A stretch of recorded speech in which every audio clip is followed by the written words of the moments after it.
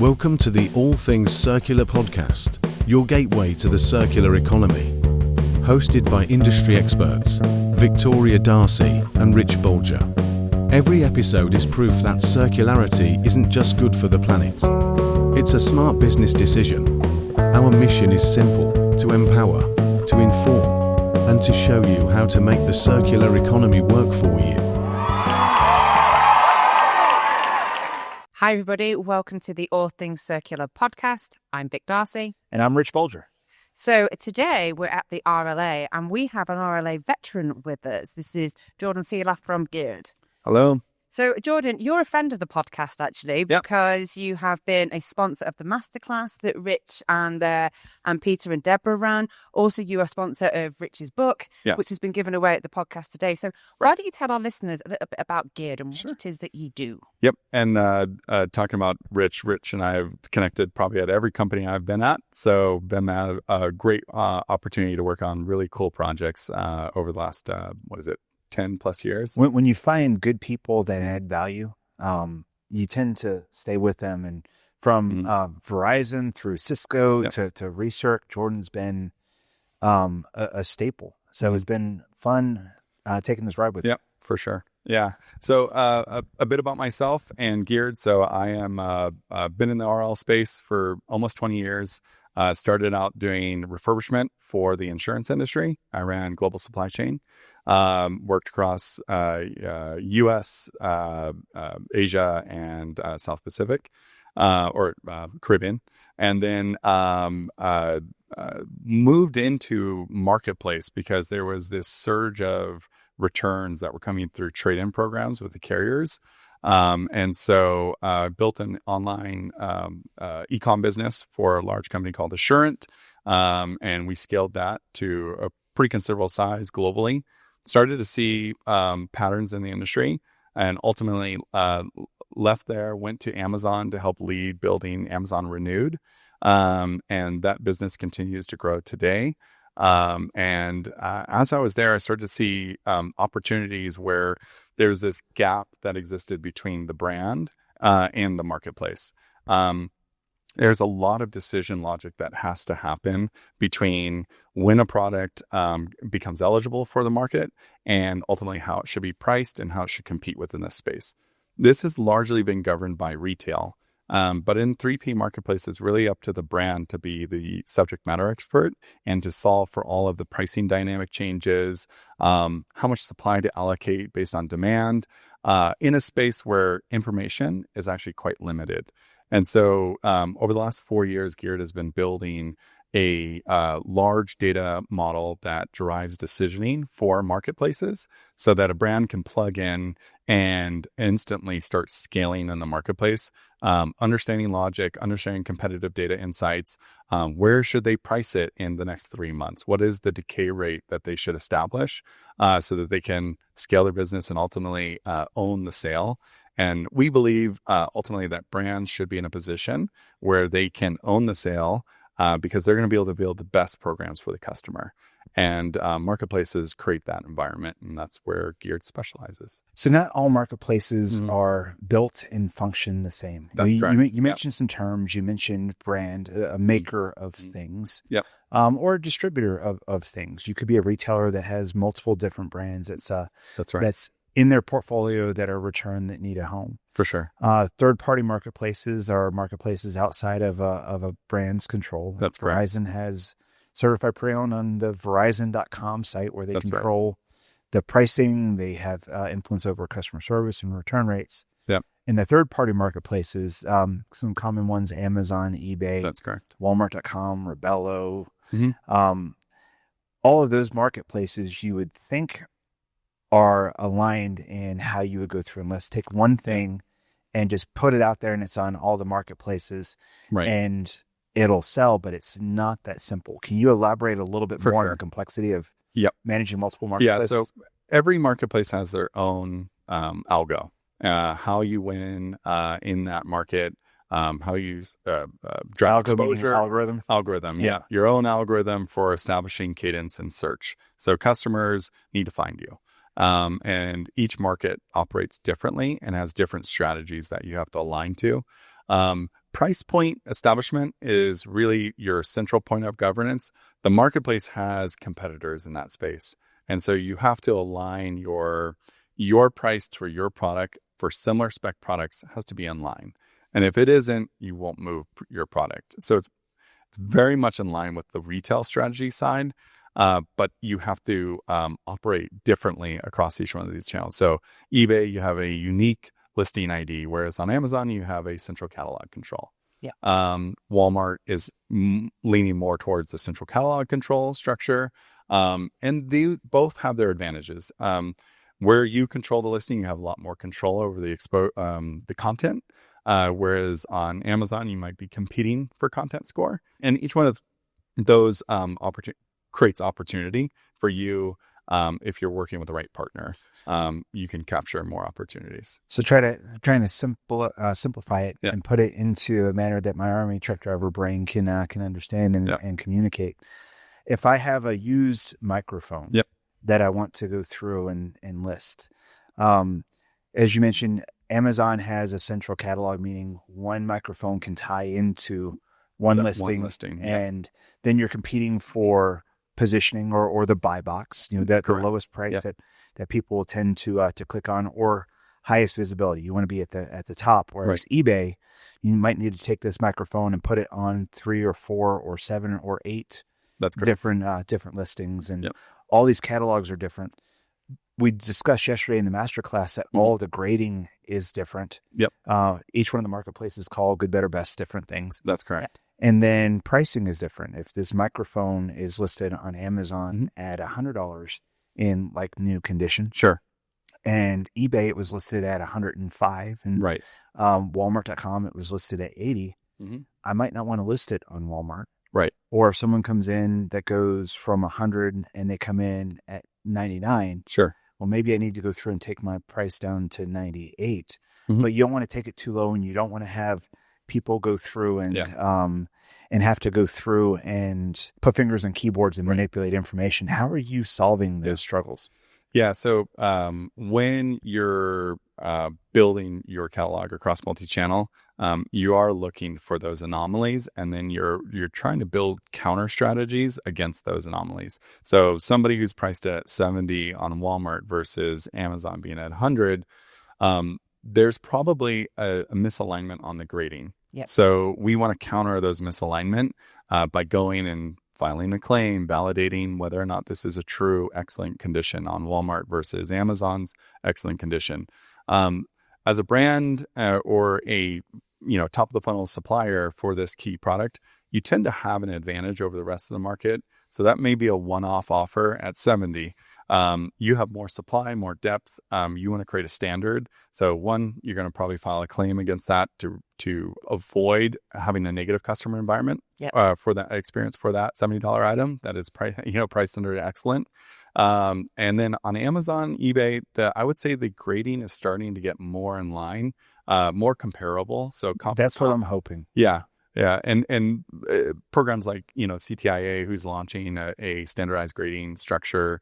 There's quite a few programs that are trying to standardize grading, and the marketplaces for the most part want to align because they see that as a unified structure creates more unified comps. Absolutely, because you don't want the customer satisfaction issue. That's right.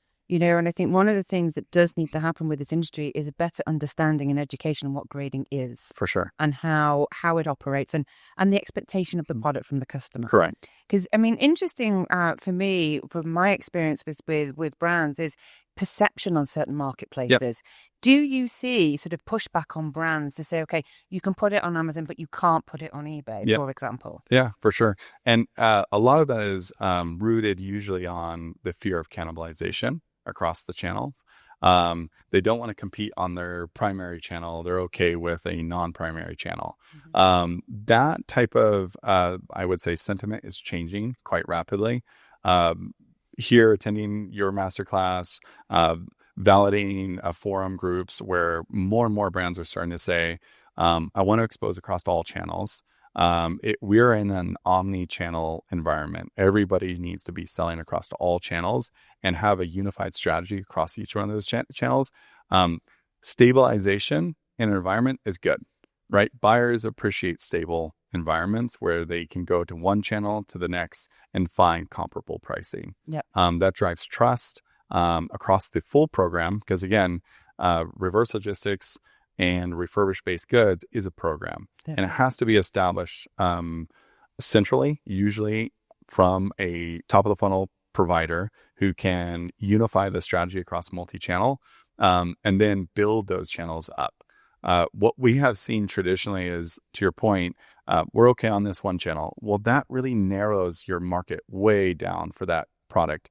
And if you're trying to build a program which optimizes the value, you really need to expose that product across all core channels where the customer shops. We're not trying to create barriers to entry. We're trying to remove barriers to entry to get more product moved. Yeah. Now, being someone that has sold product on multiple marketplaces under multiple different brands, right. One of the things I often encountered was, especially from a brand and a distributor perspective, that, these secondary markets are gray. Yeah. They're spooky and they're a little bit dangerous, but these marketplaces have mechanisms to go through. Yep. Because the marketplaces don't want a customer to have a bad customer experience. That's correct. If you have enough negative reviews, they will penalize you in terms of either kicking you off the platform, correct, taking revenue back from the sale and taking it out of your hand and giving it back to the customer that had it. So these marketplaces really are self-regulating. And I'm sure for simplicity's sake, every marketplace is running customer service and satisfaction in the exact same way, with the exact same form and exact same feedback, being a little bit facetious on that. But they are set up to go through, right? Just like star ratings on Uber. If you have an Uber person that has enough negative star ratings, well, then people will deny the rides or they'll kick them off the platform. Yep. Everyone has their own mechanism of very visible feedback. Right. But managing the customer service across platforms can be a challenge. It is. And to your point, every marketplace has its own claims program process. Can be very cumbersome because what they're trying to do is prevent sellers from taking advantage of buyers, and also trying to create a series of governance across the seller and the buyer experience framework. So it's supposed to be friction for a reason, usually to provide trust to the buyer. So when they're buying something, they have the ability to counter if they had a bad experience. But brands and sellers are in the same boat. They also need to protect themselves from fraud within the marketplace. And so you really do have to create a balance between how it's managed. And most marketplaces, they try to reside in the middle because they have customers on both sides. The buyer is their customer, the seller is their customer. Sometimes you start to see the pendulum swing a little bit more in favor of the buyer, and that can drive caution to sellers. What Gierd really tries to focus on and counter is building systems that keep both sides honest. You got to keep the customer honest. The customer sometimes can be a fraud-based behavior.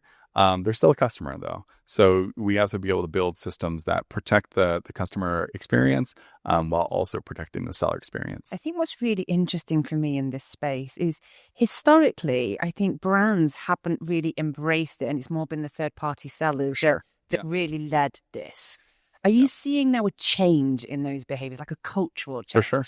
Yeah. So over 90% of the seller base is resellers. So these are sellers who buy from distributors, aggregators, 3PLs, or even the brand themselves, and drop ship or facilitate some value add component and then drive sale. I do see a big shift coming. And the reason why is marketplace is the complete environment that every brand is actually asked for.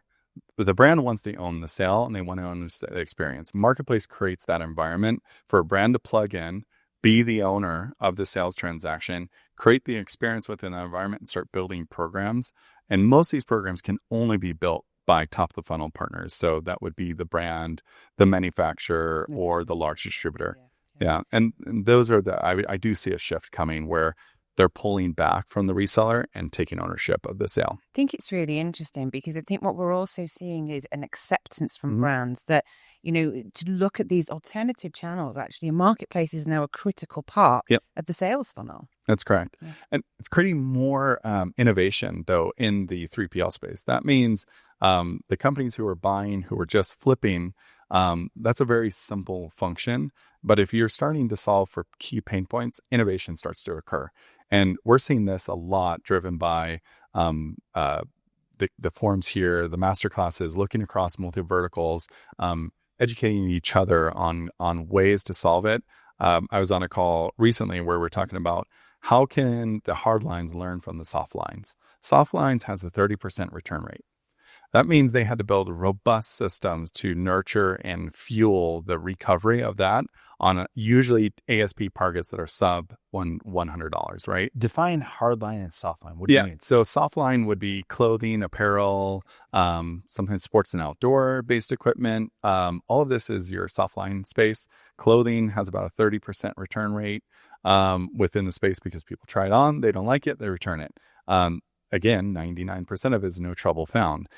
So that means more product is eligible to put back on shelf as new. On the hardline side, return rates are lower. So you don't deal with the same kind of volume, but you do need to follow the same expediency and the same focus of the closing loop on the resale side. And the big focus around circular is all about closing that loop shorter and shorter so that you can make more product eligible, so you can achieve your sustainability goals, but also your economic goals. A brand needs to be economically sound before they can process and build a program for resale. And if those aren't being solved by the service providers, then they're forced to solve it themselves. And I think that this is why these type of forums are so great at RLA and other events that we've attended, is finding ways to work together to come up with really creative ways to drive value to the partners within the space. You've been coming to these events for quite some time, Sure. Longer than most. Yep. Can you help our listeners understand? Organizations like the Reverse Logistics Association Sure. that get us all together Yep. are here for a reason. But walk me through this year, because it feels a little bit different For sure. than past years. What are some things you've seen? Yeah, Reverse Logistics Association has gone through a total evolution over the last 21 years. I started attending roughly around 17 years ago, and there was a lot more. Mom brought them. Yeah, there was quite a few like online forums that they used to have to negotiate and bring to light some of the areas of opportunity. But I would say most people were very guarded in these environments. And so there wasn't a lot of, I would say, tangible information that people could go action on. I feel like today, this year, even over last year, has improved where more and more people are looking to solve things together. Being more open with sharing critical information that they're doing that, and I think this is tied more towards sustainability, but the sustainability is fueled by also the margin calls, right? How do we improve overall operating margin?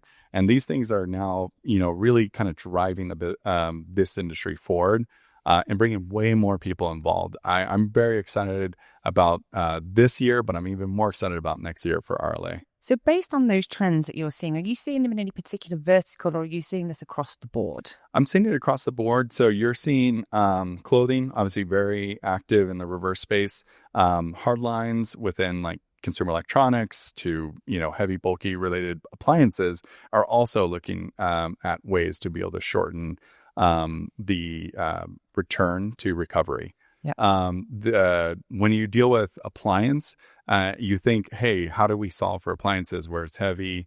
You've got to ship it across the US. You can't do that with a large item. So the solves and the solution have to happen more locally. Yep. And so you say, okay, this region, how do we solve and how do we partner with retail partners that create opportunity? Like even Goodwill attended RLA this year, and you're seeing multiple regions that are creating opportunities for closing the loop just within those spaces. So I'm very excited about the evolution that's occurring within the sustainability space. Going back to the masterclass. Yeah. This has been an action item that I've seen when I was on the advisory board for years, where people who were attending the class wanted some education on what reverse logistics is. I was surprised yesterday that the majority of the people that were in the room, it was their first Reverse Logistics Association. Yeah. And I was not surprised that none of them had ever taken a formal class on reverse logistics. Yep. But in going through and trying to provide vehicles for education, podcasts, the book, the masterclass, Gierd, you've been a champion of trying to go through for sure and help make this more visible. So I want to say thank you for being the book sponsor of the masterclass. Yep. We were very excited to sponsor. It was definitely a core course that we think is super important, and super excited about where you guys are going next with that class. Were there any key things that were brought up in the class that really resonated with you when you were in there? You did a session around grading, which I thought was very interesting to see each table run through what they viewed as an excellent, a good, and a fair condition item. Very nuanced space in the grading world, and I do see that as an area of opportunity for technology companies to start solving through optical, comparisons. If they can dive in and know, hey, this is an excellent grade, a very good grade, and a fair grade, you can establish trust with the buyer space. The standardization is going to be key, but you had, 14 different tables, and everybody kind of had a nuanced idea of what they viewed as new, refurbished, graded. It was a exercise, actually, because just for our listeners, Rich brought along a myriad of different products, from little styluses through to children's toys. And they were put on the tables at the masterclass, and the students within the class were asked, as John just pointed out, to grade them. But it wasn't across a particular vertical. And it was really, really interesting exercise as to the thought processes. Yes. Because they have an impact. They have an impact on the brand, they have an impact on the perception, and they have an impact on the customer experience. It's a great exercise. And everyone tried to do the right thing. They wanted to go through and present the product to their customers in an honest method. But what happened as a result of that was there were 11 tables, and there were 11 different, not just good, better, best, but 11 different ways to call something good, better, best. Yeah. I remember seeing a box that was unopened but damaged, and people were like, new. And one person's like, no, used. And technically it's new, but it's new, damaged, but there's a damage experience on the box. And so you still need to establish that with the customer, because in a digital environment, if you're selling online, the customer's not going to know what they're receiving. Yep. And so setting the right expectation is critical. But in that environment, it is a question, and the answer is both right. Yeah. So how do you establishing those standards, and then rolling that out to the market, and then driving better education around this type of selection product is going to be the difference. What's also really interesting is, and Rich will explain more, but these types of classes don't exist outside of what you're doing. That's correct. And it's really important, because as we look to be more sustainable, we look to be more circular, we have to educate both the brands, the people within the operations, but also the purchasers. Yep. Because that stylus with the damaged box is a perfectly functional stylus. Yep. Yeah. But somebody won't buy it because the box is damaged. That's correct. And that makes you think of how product can be packaged differently. Yeah. What you need to go through and put on a peg hook in a retail store is not what you need to attract a buyer that's buying something online. They've already found the product. So having a pretty box might not be needed, or having a peg hook box with a flimsy backboard might be better to go through and re-kit the things into something that does look pretty, but can withstand the rigors of shipment. Yeah, and sustainability starts at inception. It starts in the very beginning, and it's continuous. So it never stops. You look at packaging as an opportunity to say, how do we build packaging that doesn't get damaged in that way so that it can be resold and reused? You don't think of reuse in packaging, but reuse in packaging is actually a critical function to if you take an item that's $10 and the package cost is $1, that's 10% of your total cost. So you can avoid having to allocate additional 10% towards the cost on the resale. That creates more product eligibility into the market. Yeah. And so there's a journey from the very beginning to the very end, and ultimately to the end consumer. How do you get them to also follow the same rules that the brand is following as well? Yeah, it's interesting. And I mean, on packaging as well, it's a bit of a bugbear of mine, actually, because packaging just goes one way. It goes straight into the trash. That's correct. We need to be better, not only for shipment reasons. You pay on weight, you pay on size. That's correct. And transportation is a critical part of circularity. It's a critical part of sustainability. So it is. It's one of my bugbears. Yeah. Going back to grading, there's another practice that we've done. So a brand came to us and they said, we believe 10% of our product meets excellent condition that we want to make eligible. But different verticals, like you said, a cell phone vertical versus a peripheral accessory vertical has a very different expectation across grading. And so you look at the accessory vertical, more product actually fit within that category based on customer expectation, because the customer expectation is a lot more nuanced and a lot more acceptable or tolerant, well beyond where a brand expects. And so taking this example, we took it and said, we turned that excellent bucket into 40% of the inbound supply, hit 40, which means 40% of the product was now eligible for sale under excellent, which achieved a better margin and allowed them to be able to improve their unit economics. Absolutely. Yeah. So, Jordan, one of the items that we have on our podcast is to ask our guests to bust a myth. Sure. So, have you got something that you come across constantly that you think it's just not right? Yeah, we touched on this earlier. Cannibalization, refurbish SKUs cannibalizing new product SKUs. There was a session earlier today where Nordstrom pretty much busted that myth with their Nordstrom Rack structure, where every unit that comes back has a home for a resale. It is an opportunity to capture customers at multiple price points. We did multiple surveys across marketplaces to understand buying behavior between a refurbished good versus a new good. And actually, the customer profile is different for both. There is overlap, but minimal overlap. And one of the biggest key leading impact on the refurbished side is limited supply. So there is excess demand within that category. New really is not impacted. And the only time we've ever seen impact is when the aggregated volume of refurbish grew too large and they waited 2 years to sell the product. And so now you have a flood of inventory to hit the market.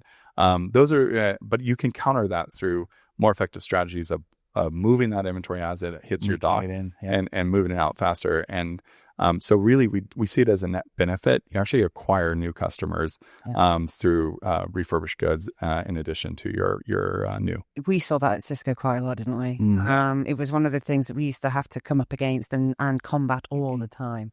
Yeah, I feel like in the IT space, you see you have a tier 1 customer, tier 2 customer, tier 3.